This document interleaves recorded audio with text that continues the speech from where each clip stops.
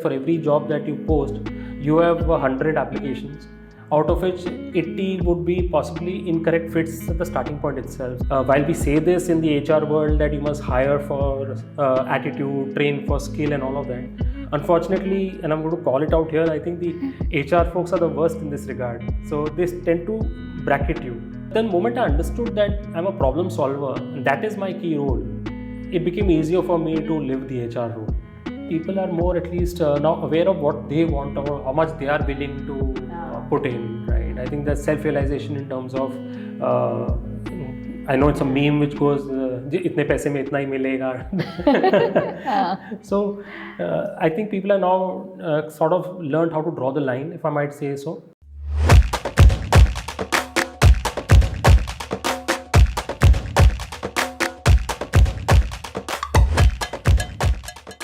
Today is such a special episode because it is in my own studio, which we have just inaugurated with this lovely gentleman here called Vikas Dua.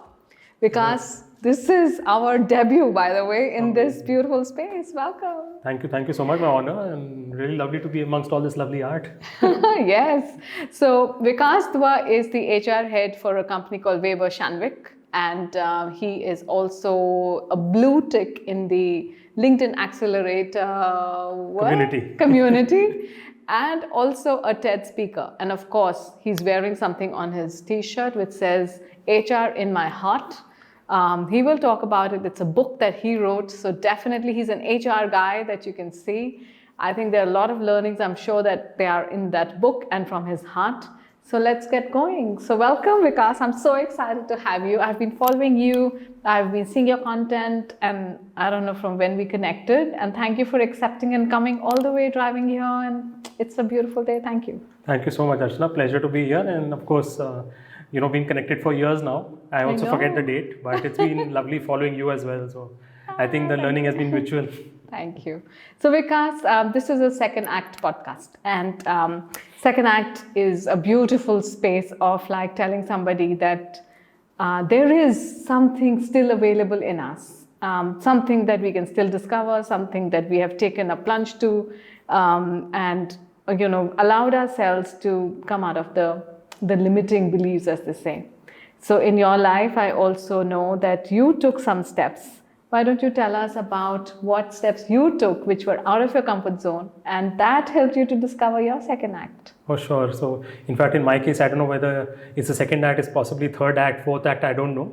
But Arjun, I've actually moved across industries. So somehow I've moved from hospitality to education, then IT BPO, and now I'm in the world of PR. And in the middle, I also took a career break, so to speak, to try and set up a venture of my own, which I thought would be my second act, but as luck would happen, as circumstances played out, that didn't really materialize, and I rejoined the corporate world. So technically now this is my second act, which is really back in the corporate world, doing something I love, and at the same time, exploring life as a creator on the side as well. Oh, beautiful. So let me come back to, you said that during COVID that you had taken this plunge to be an entrepreneur. Sure. Being an entrepreneur myself, I know that it's very hard if somebody tells me, why don't you go back to the corporate world? How difficult or easy was it for you to decide that?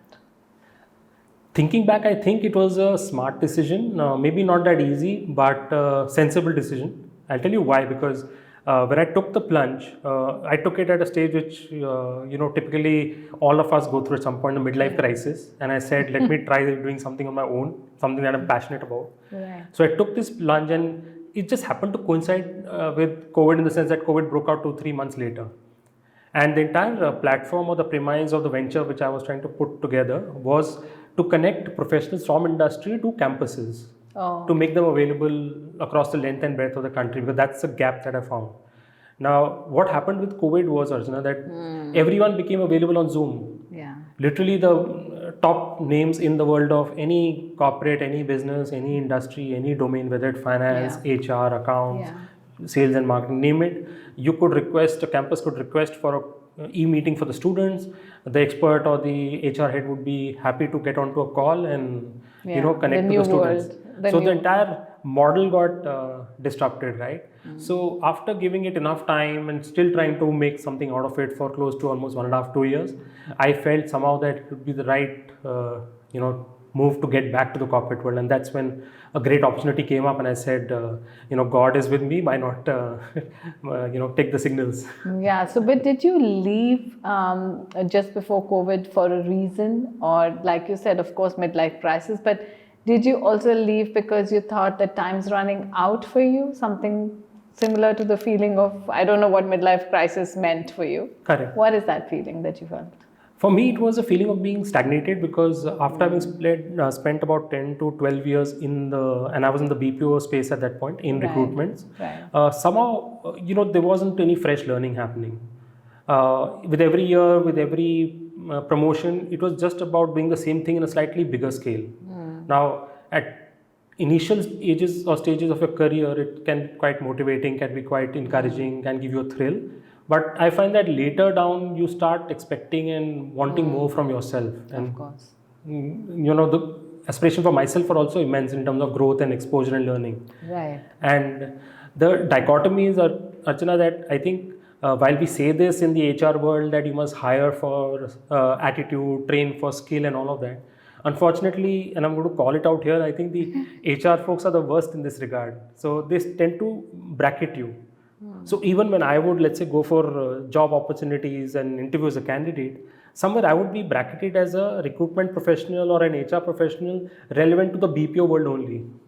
Even other industries were not able to see that the base role of an HR professional remains the same. I mean, it can be cross leveraged in other industries and other businesses.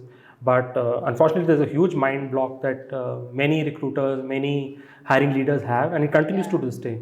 So it reached a point where I said, if it's not working out or I'm not able to get the right break that I want, let me try and do something which I've really harbored inside myself for ages. Why not give it a shot? I have nothing to lose.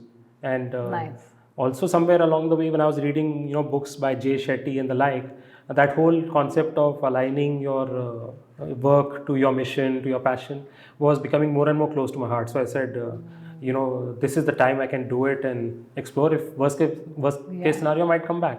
Yeah, I was just going to say that HR people invest in people's development and growth. That's what they're known for, right? Correct. And like you said, in your own development and growth, sometimes you get stagnated. Totally. So I think that was a great move for you. But I'm sure that there were things that you learned as an entrepreneur, which probably now you can use in back to your corporate space, right? Agreed, 100%. So what is that? I'm very keen to know. So I think those 1.5 years were transformational for me. To just give you a context, when I set up this venture, I had no clue about how to run a business, how to register a company, how to put up a website, how to reach out and start making sales calls. Because when you are in a corporate, you always have people to reach out to for different pieces of the puzzle, right? Of course. You just pick up the phone, and depending on how senior you are, you get things done. And here, literally, I was right from so-called head or CEO. I was doing chaprasi. Yeah. And the best part was I learned right from, like I said, registering the company to making the website. I did all of that on my own. Reading up, watching YouTube videos, talking to people, and designing the letterhead. You name it, everything was done by these hands. And then the biggest learning is the P&L management piece, because again, often in companies, we lose sight that there is a budget that you have to run with, right? And we often hear that during increment cycles that no one's happy with the increment. Why? But unless your company's revenues, unless the margins don't support it, those increments can't happen. So it gives you that understanding as a founder, as an entrepreneur, that every rupee that you earn needs to be utilized very smartly.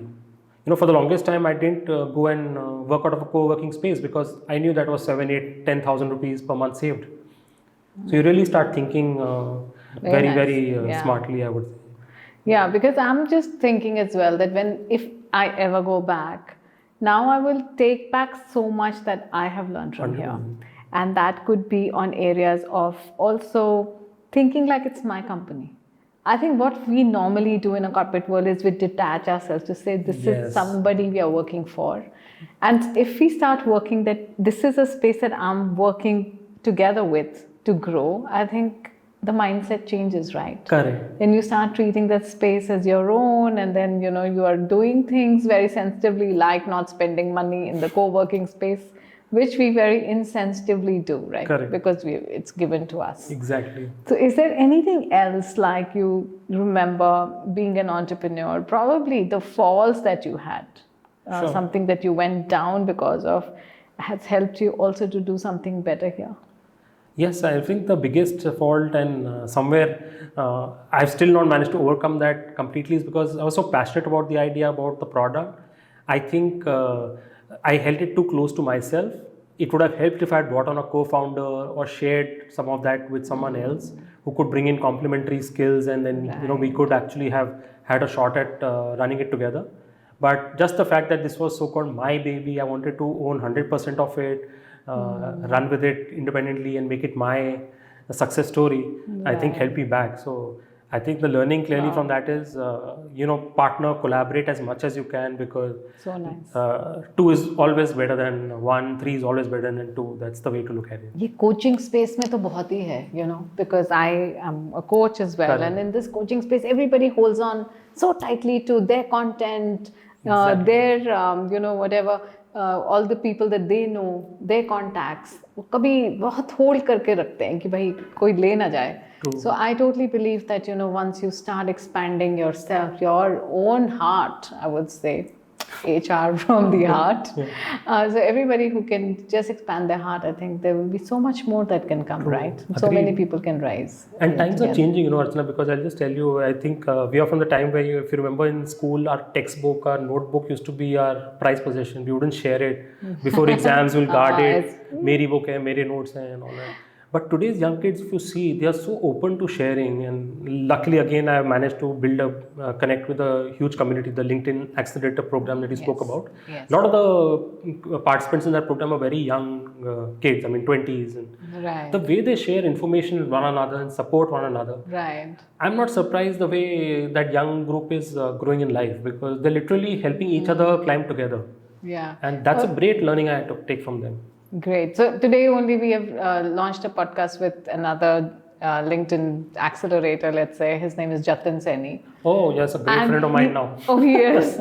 He was such an energy of we couldn't contain the energy in the room. He just came, barged in, and then I said, okay, give me hacks of this and hacks of that. And he was so open to give all the hacks. Yeah. He said, take it what you want. We call him the Ranveer Singh of LinkedIn. Oh, yeah. That's true, actually, right? totally He is. Maybe we missed calling him that.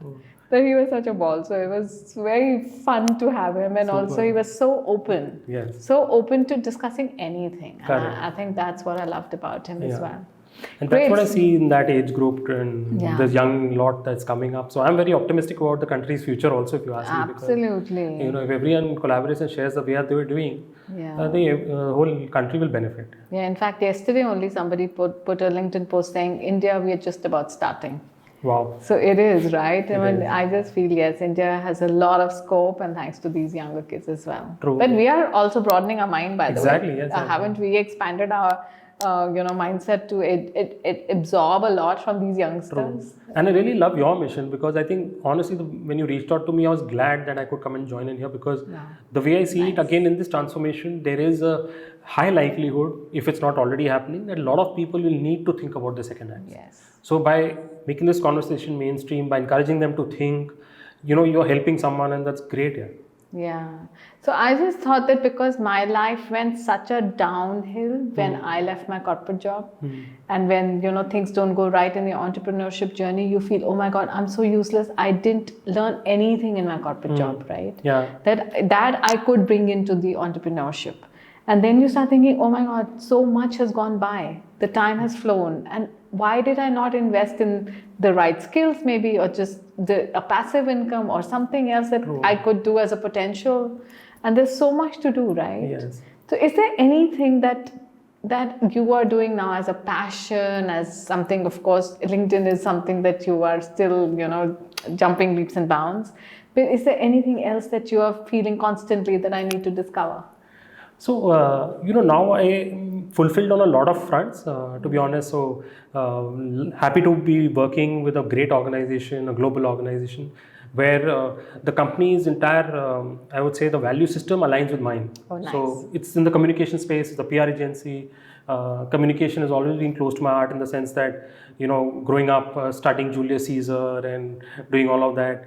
And so that piece is well taken care of. On my creative side, I try and keep myself engaged through LinkedIn or creating videos and conversations around it. Nice. Working with student communities by talking at campus. I have, like you pointed out, written a book as well. So it's pretty much a blank slate on that front. Nice. But I do try to ensure that in my life today, I'm focusing on family, I'm focusing on my own growth. Nice. There is time and there is, I would say, a focused effort in that direction. So whether it's going to the gym a few times a week, whether it's reading, I'm ticking all these boxes which are dear to me. And that's what I'm most excited about. So Very nice. I'm never tired. I'm always, and very happy to share. I think my OTT watching is down because I'm so enjoying all of this other stuff that's going on. Yeah, so nice. So let's talk about the book. Why this book and what is in this book? So this is a book which took me 20 years to write. The reason I say that is because it's actually a combination of a lot of my learnings from my corporate world of 20 years.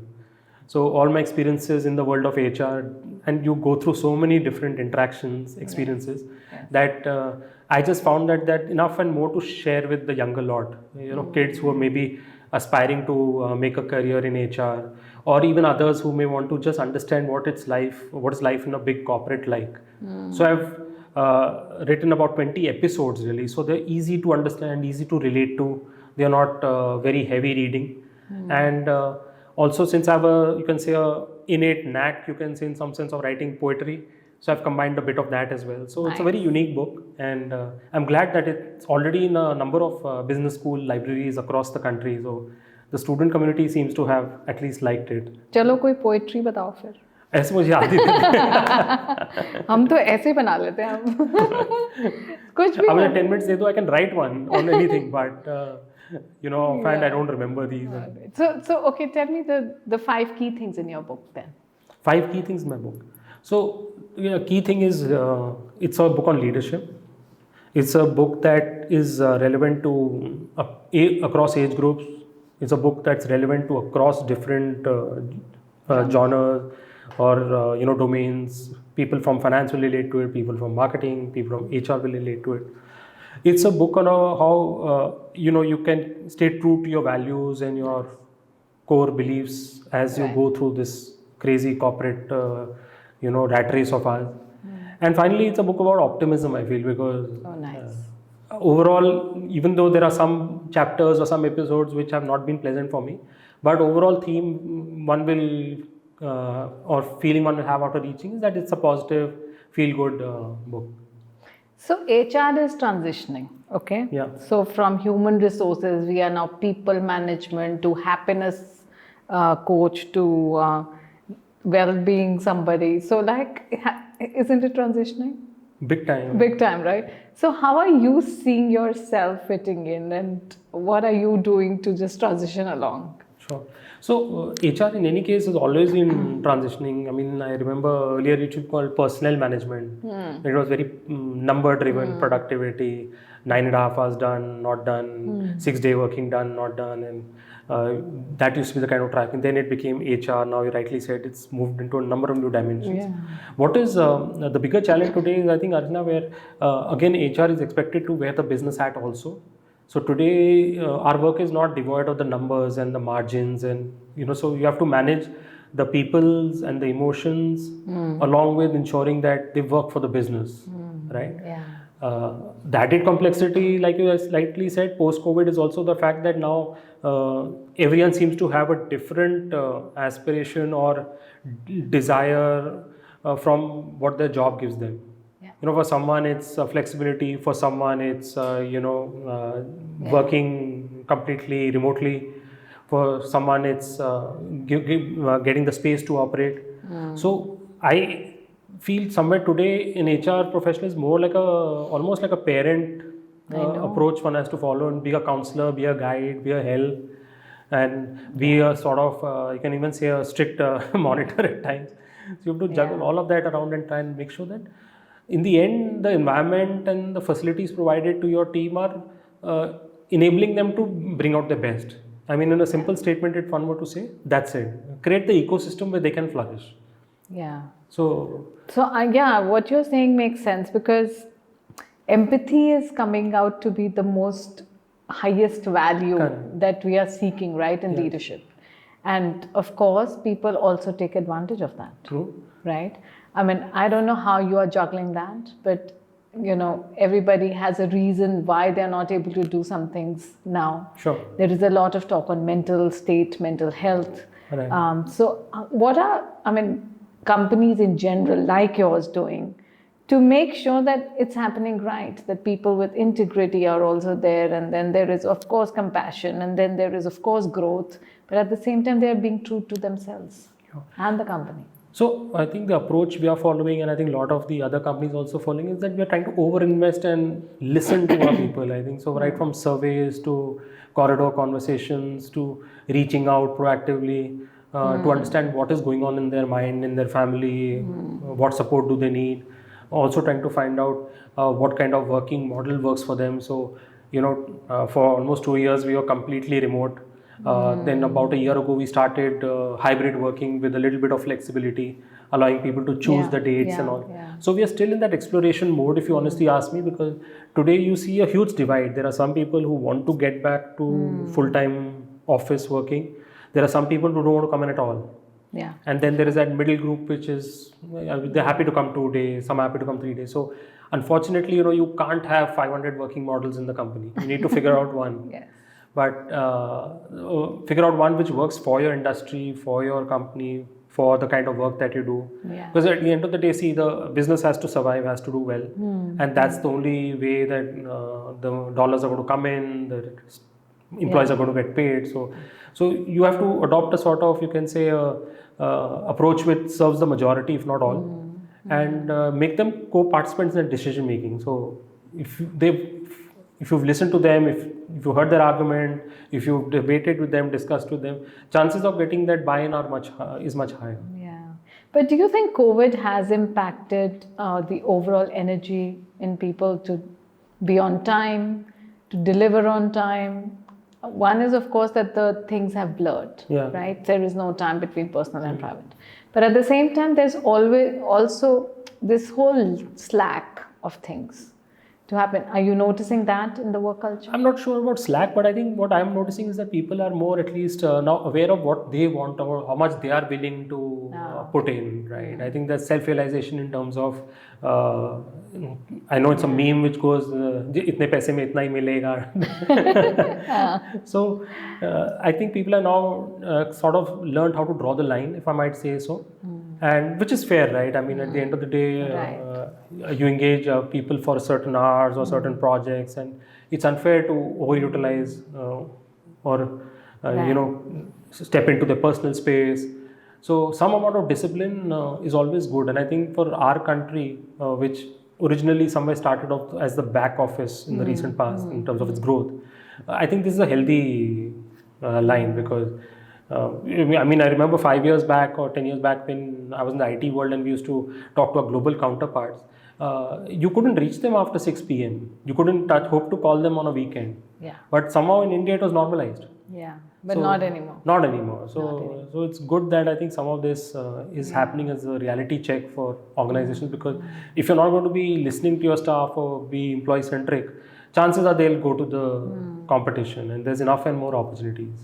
So tell me, of course, there's also a big change in the way that now resumes are being sorted. Yeah. A lot of technology is being used, a lot of tools have come. So आपका resume HR तक पहुँचता भी है और कब पहुँचेगा, क्या चीज़ें आप देख रहे हो? So उसमें भी बहुत सारी चीज़ें change हुई हैं, right? So what are the things as an HR person, I would say, that you look in a resume of, let's say, a mid-management person?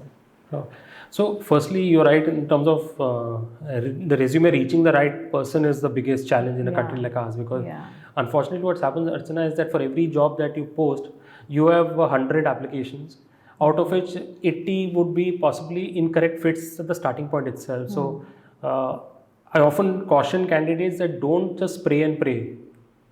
Apply for 5 jobs which are relevant to you. And ends up happening is that they flood the internet or flood every application site with their CV, and then they feel despondent that I haven't got any calls, I haven't got shortlisted, because they were not the right fit in the first place. So starting point is apply selectively to jobs where your roles, your skills have a match. Once that works out, what the HR folks typically are looking for in a CV is really the match against the job description. So if that has happened at the first level, then chances of getting shortlisted are higher. Secondly, extremely important is ensuring that the document is accurate, it's clean, it's readable, it's not got typos, errors, because those tend to put off. And somewhere the immediate connection in a recruiter's mind is that this person is not bothered about his or her CV. What kind of quality work will that person bring in or do once he or she is in the system? So just the basics need to be in place, which is really a legible, clear, accurate CV, which lays out the candidate's biodata in a very clear, crisp manner, easy to understand. My one question which is coming to my mind with this is that I also read in one of the LinkedIn that there was this person who wanted to apply to, let's say, a company, and he made just like a video which went viral on something about the product in that company, right? And he got picked up and he was taken in like a huge sum. So that is also making, people who want to apply in a competition of now, forget the resume writing, but also now trying to create something different, unique. For everything, you have to be standing out to do something. Isn't it adding additional burden on people to be always saying, okay, something unique, something different. I need to be like running another race. Do you think that's putting pressure? 100%. So I'll tell you again, a similar example, again, a classic one which went viral some time ago was, I think a lady candidate somewhere, I forget the country, she was applying to a job in Airbnb. Okay. And she created an online resume for herself, which mimicked the Airbnb site itself. The exact layout and ratings and all of that. Wow. And she got picked up. She got an interview call through the CEO on Twitter. So that somewhere led to this whole effect of, let me make my CV more fancy, more standout, more original. But the fact is, at the end of the day, 99.9% of CVs will go through that recruitment engine, which will be an application tracking system. Right. It will not possibly process it in the right way. The smarter way to do this is, go with the standard resume, but try and reach someone in the organization who's involved in the hiring or the recruitment team, so that at least your CV reaches that right person. I think you're one of these HR people who are walking the talk when it comes to networking, because I'm sure that you're one person who would look at somebody's profile in LinkedIn before you pick them up. So it's important to be on LinkedIn. It's important to write that kind of content. It's important to have a voice, have your values put out, whatever you believe in, right? And you are that person. But most HR is not there. Most HR is, they are there, but not as active or not like I said, you're walking the talk, but mostly people are not doing. How did you get inspired to do that? How do you write your own content? And how is the content so relatable? Because HR people are not supposed to be content creators. So great question. So in fact, I somewhere have always looked at HR or my style in HR as one that is at the cross section of HR and marketing. And interestingly, in my MBA, I specialized in marketing and finance. Okay, finance was in the minor, marketing being the major. So HR happened, I don't know where, somewhere along the way. So maybe that's why, to answer your question, I haven't even thought about till date in that sense. But that's what I noticed. But to your point about content creation, Archana, I think because I've done it, lived it for 20 years, I think the content is already inside of me. So I don't have to go researching for it. Right. Most of what I share is really out of experience, and I just try to put in a format which others can relate to, or what I've learned from it, so that someone can benefit from it. So that's how I treat my content journey.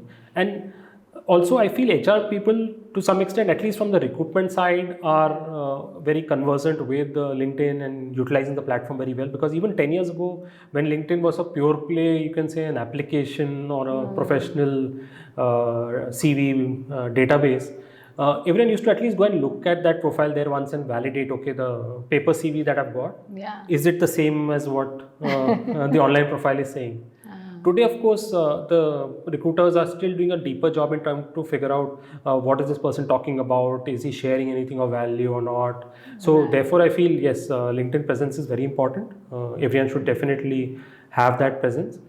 And HR professionals, to the second part of your question, maybe they're not using it to the extent they can in terms of promoting the organization brand or their personal brand. I don't know, something's holding them back.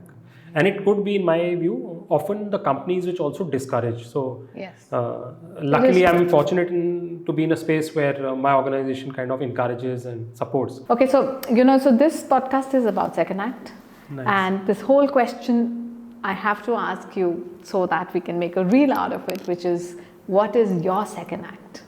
My second act is my creator professional avatar. Wow. I'm a professional as well as a creator. Beautiful. And what does that mean? That means that I'm a full-time employee and I'm also a creator on the side. And when you say you're a creator, meaning what? That I'm able to voice my knowledge, share my experiences, motivate, inspire. Lovely.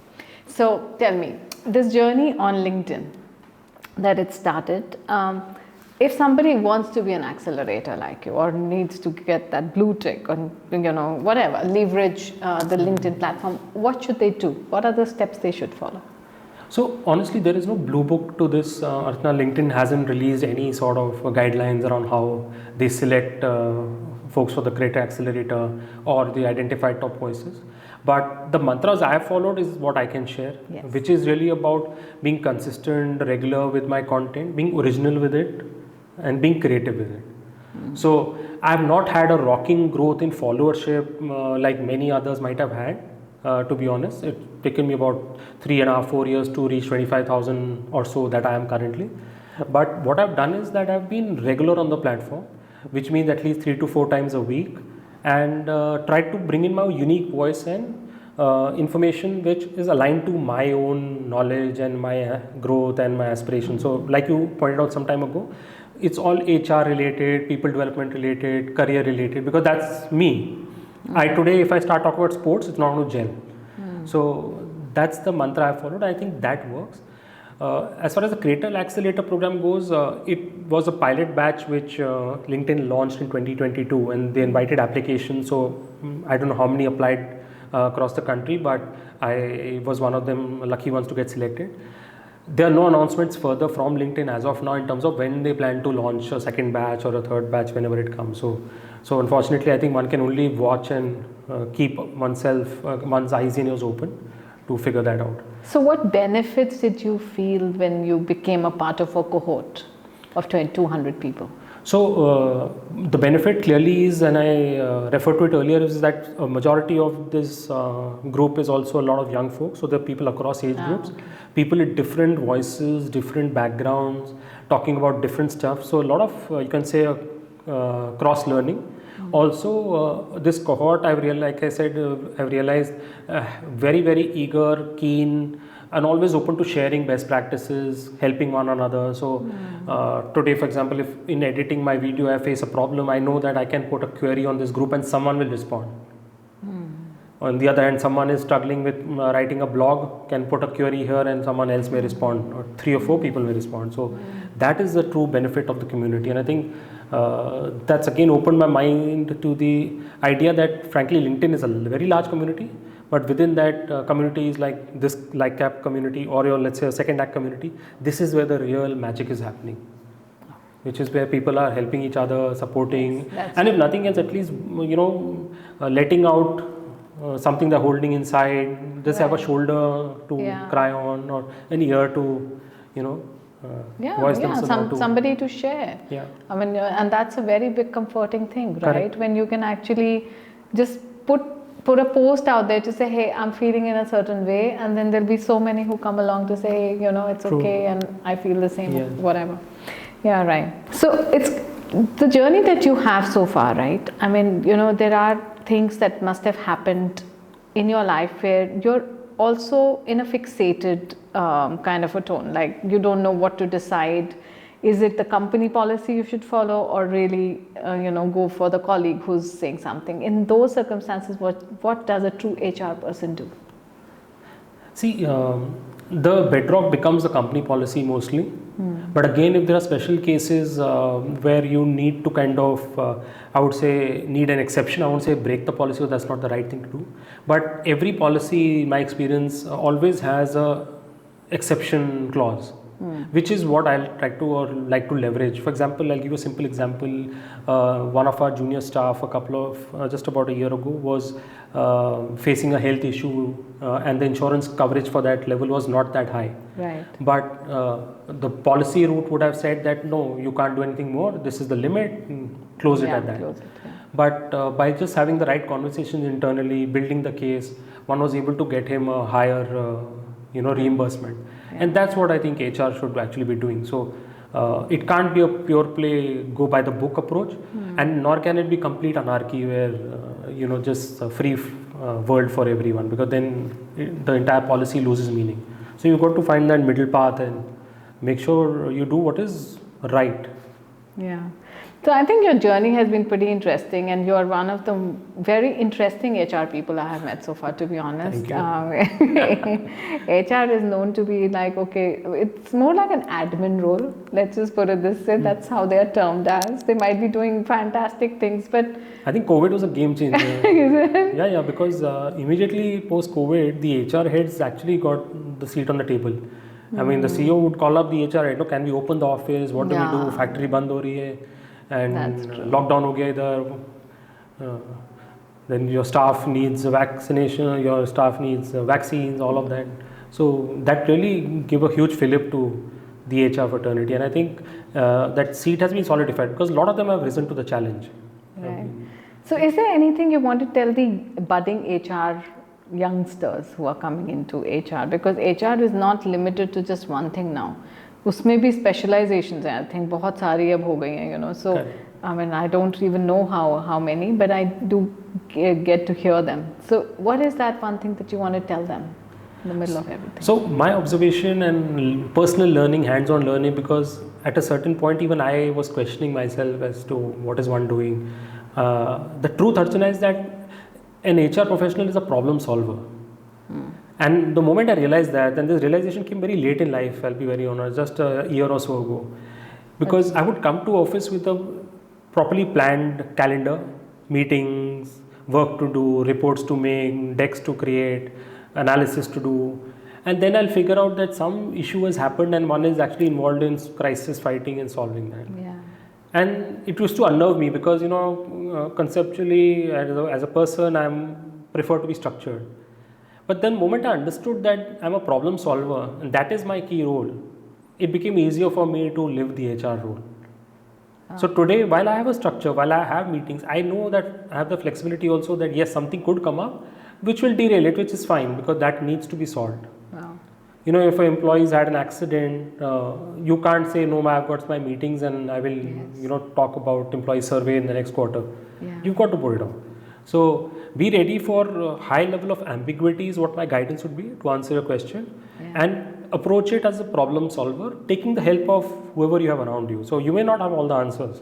Right. But yes, you've got some great people in your organization and each one of them comes with different experiences, backgrounds and, past experiences.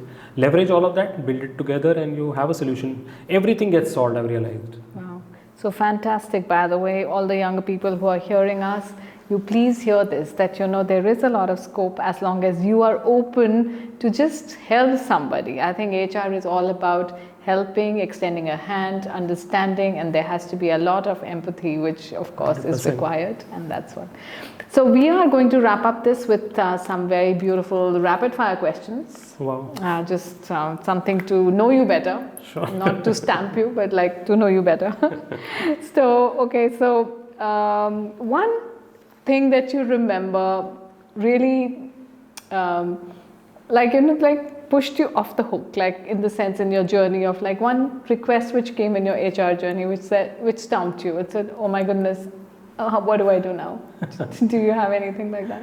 Yeah, so this was on a campus recruitment drive somewhere in West Bengal, and we had gone as a team to recruit from campus, and in the evening we went for dinner and to the director's house, the principal's house, and he started asking us, with one of my team members, he started asking his age and where is his family and all of that. And we were stumped as to ye kya ho raha hai. It turned out that he wanted, or he was considering that boy to marry his daughter. So 5 minutes later, the daughter actually came with a tray of snacks and chai like they do in the movies. I'm like, "Bhai, this is happening." We were totally blown away that day. I said, in HR, I never expected that to happen. Wow. So what is something new, like a new policy which is coming, which might unfold HR completely? I think we'll have to still figure out the right balance of hybrid work or work from anywhere, remote work. That policy is still hazy across companies, across industries. Like I said, people are still trying to figure out what does staff want, and once we figure that out, I think that policy will be the key. Yeah. And if given a chance, will you go back to the entrepreneurship world? Never say never. Never say never. It's great. And what will you do then? Well, I don't know what I'd do, but it will be something in the space of campuses, students, because that area has always been very close to my heart. I started my HR journey from campus recruitment, so covered I think over 200 colleges across India, all sorts of zones, talukas, districts. Wow. So nice. That's something that I really enjoy because it also somewhere addresses and fulfills my need for travel as well. So since you are so much into hand-holding the younger lot, because you really go back to students and campuses in a lot of conversation, what is the thing that you learn from them every day? Oh, I learn how to be transparent, how to kind of, be open-minded, share. Yeah. Okay, so that's wrapping up, of course, but one last thing that you want to tell us from your journey, your life, one mantra, one motivational quote, one something that you remember, one poem ka kuch, which you might want to say? No, I think they are very exciting times. There's so much happening around. One just needs to keep eyes, ears open and talk, connect with other people. And the more relationships, networks you build, I think you'll be better placed for the future. So if the HR person is saying times are exciting ahead because whenever we were confused in the company कि company बंद हो रही है या खुल रही है या increment मिलेगा या नहीं मिलेगा या bonus आ रहा है या नहीं आ रहा, they are the right people. So if he's saying exciting times are coming, exciting times are coming. So thanks, Vikas. Thank you so much. Thanks for a nice conversation. Thank you for taking our time again. And I'm so happy to meet you and connect with you. Same here. Pleasure. Thank you for having me.